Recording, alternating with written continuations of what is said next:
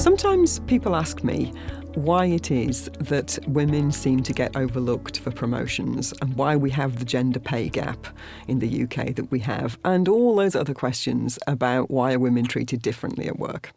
Well, I don't have all the answers, obviously, but I do have some. And one of them goes back to a very fundamental principle, which I think is often overlooked.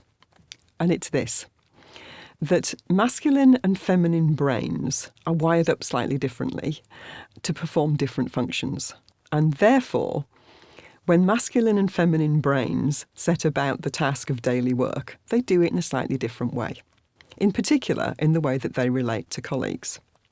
Now, before I go any further, I need to make it clear that not all masculine brains belong to men and not all feminine brains belong to women. But there are two distinct types of brains. And if you want to get into all the science of this, then I would heartily recommend the Barbara and Alan Pease book, Why Men Don't Listen and Women Can't Read Maps. They go into the science. They also do it in quite a nice, light-hearted way so that you can relate the science to everyday matters. So if you can accept that there are masculine brains and there are feminine brains, let's go back to how that affects the way that people are at work. First of all, there is a fundamental purpose for communication that's different for masculine brains and feminine brains. So for the masculine brains, the fundamental purpose of communication is to negotiate status in a hierarchy. So if you're a man with a masculine brain, one of the things that's going to be important to you is figuring out where you fit in the pecking order. And that will be the same for all the other owners of masculine brains around you. So when a whole group of masculine brain owners get together for a meeting, one of the first things they want to do, if they don't already know each other, is to figure out the pecking order. Which is why we spend a bit of time with people introducing themselves, exchanging business cards, looking at business cards, figuring out who's the most senior, who's the most junior.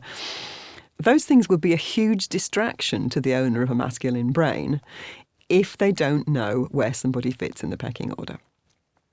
So that's the masculine brain. The feminine brain, on the other hand, isn't interested in the pecking order. That doesn't figure for them. What they're interested in is what makes you tick and how can I connect with you.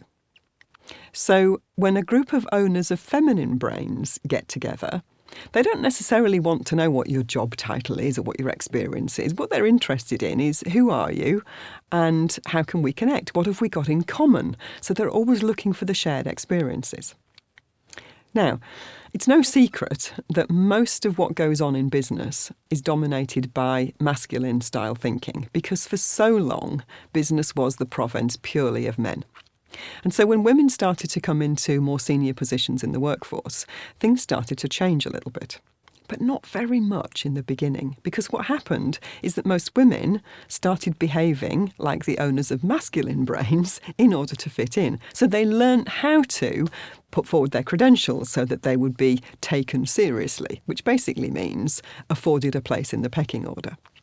Women that don't do that, who don't actually explain who they are and why they're good at what they do and where they should be in the pecking order, sometimes are assumed to fit at the bottom of the pile, because they haven't actually claimed their place in the hierarchy.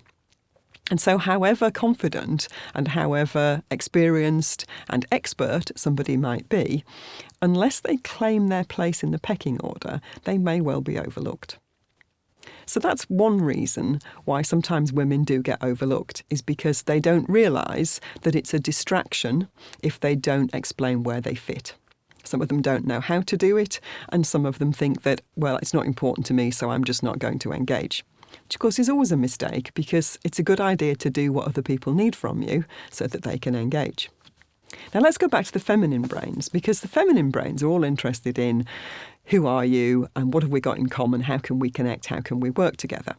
And so a group of women working together will often talk quite intimately about their experiences of work. They'll talk about, what they enjoy, what they find difficult. They might even talk about some of the things that have not been successful for them. And they're used to doing that, they're comfortable with it, and it feels okay. Introduce a man into the mix, And he probably won't share that same kind of information. And often the women will say, well, the men don't include us in their conversation. They don't really talk to us about what's going on. And what the women don't realise is that the men don't tell each other those sorts of things. It's not that they're excluding the women. It's just that it's not the way that they operate. Because for them, it's really important to maintain their status in the hierarchy. So have a think about this. Now, you may have an opinion about whether you're the owner of a masculine brain or a feminine brain. I'm sure you do have an opinion about that. But think about the people around you and the prevailing culture. Is it more of a feminine culture or more of a masculine culture? Are people actually getting the opportunity to find out what they want to from other people before they're expected to work with them? Because these things don't take very long to do, but they can be very important.